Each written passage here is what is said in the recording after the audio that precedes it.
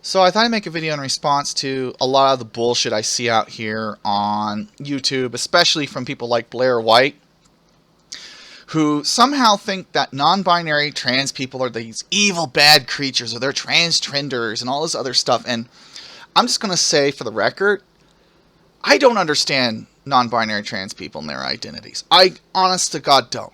But you know what I know? Is that I don't know what their state of mind is. I'm not psychic. I'm not Karnak. Because if I was, I'd fucking get the goddamn Mega Millions right now. Or what is it? The Powerball. Sorry. The Powerball tickets. Because I think it's up to 300 million right now. I get the fucking numbers. Why would I fucking bother with this bullshit?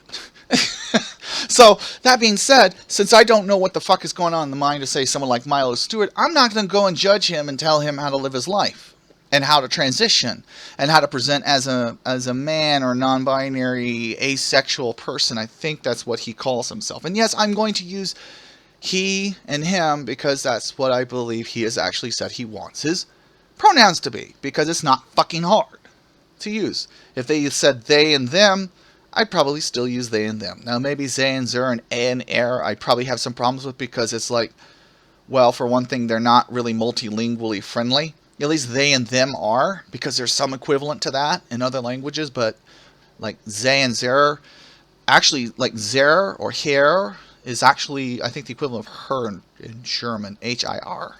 I can't remember exactly, but it's not really good to use because it's so fucking ambiguous. But aside from that, I'm not going to give them guff over it in that conversation. In English, I won't. That being said, I mean, all the other issues I can say with regard to non-binary people is the fact that history seems to be on their side.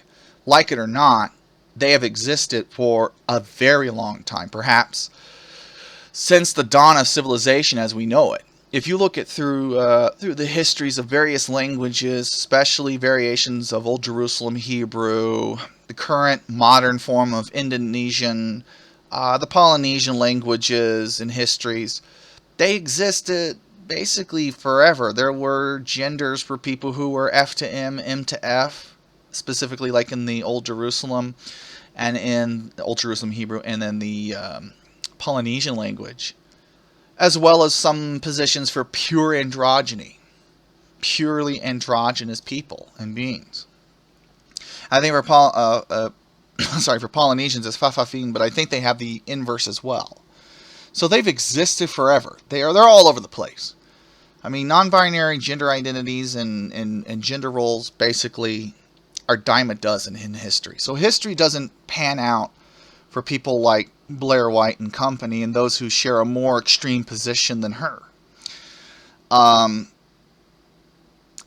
then and if you try to throw, say, biology on this as a aha moment, as like a trap card, well, I hate to tell you, number one, sex is actually probabilistic in terms of its physical traits. Just look up complete androgen insensitivity syndrome, CAIS, and have your mind blown in terms of how much of a crapshoot it is that you even got a dick, that even I have a dick. It's just wild. Things could have gone so many different ways, in history for all of us, just by pure environmental conditions alone. And then, of course, we can talk about the brain structure and the brain studies that talking about gender identity. Number one is they're purely probabilistic measures. Number two, they're based off of fMRI scans, which don't work out too well. And number three, the current models in neurology are entirely not deterministic. They are probabilistic. They depend upon pure chance in many regards. And by pure chance, I mean pure randomness for certain signals to pass through.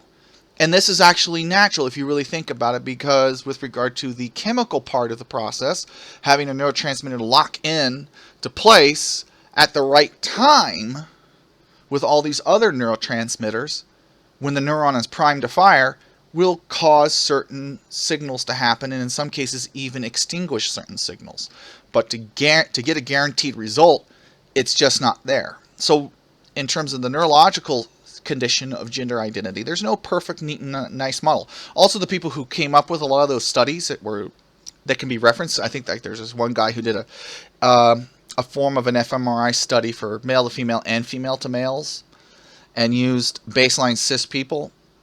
I believe that researcher in question also admitted that these were probabilistic overlaps, that there was actually more overlap than he thought there would be.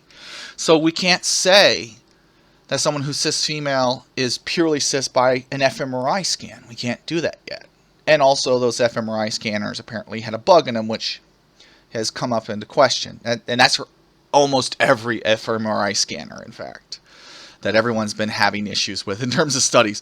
So there's like 15 years of research right now that's fucking potentially up in the air in terms of reassessment. Just because one fucking shitty software bug, asshole like me, programmer, made that mistake. So, that all being said together, I'm sorry, but whether you're Blaire White or whoever's listening to this video, I'm sorry, but science is not on your side. History is not on your side. Hell, languages aren't on your side. Just deal with it. Now, you may say, well, these people are trying to be trans to be special. Well, that's your interpretation. That's your assessment of a mental state that you can't prove. Okay? That's not something you can take to court and make a legal case on, right? You couldn't take it even to civil court. So if you can't take it to court, then you can't say that it's a valid, in terms of truthfulness, valid conclusion. It's an invalid conclusion based on your own personal experiences and concerns. And by the way, I'll point this out. I've had a very similar view that Blaire White has had with regard to other trans people whom I've actually known. I've actually known trans women who claim that they've never felt dysphoria, and that these were non-op trans women. And they talked about that they never hated their dick and they loved fucking men in the ass and stuff like that. But that they just like to be women. And that they see themselves as women. And that they feel there's nothing wrong with it. And I've seen these women get all kinds of guff, even from me. And I'm like, well, how do you know this? Because I've hated being a man. And it's just like gross to me. Even my voice just like causes my dysphoria sometimes to freak the fuck out. It's like, what the fuck? It's just like it's like an unsettling, skin-crawling experience sometimes. And so I've been on that side of the argument with her in a position like hers. But in the reality is, I cannot see how those people are harmful. If non-op trans women aren't harmful, then non-binary trans people are not harmful. That's a very easy inference to make. If one is true and then the other one has the same characteristics as the other, therefore the other one is also not harmful. So if A is true, B is true.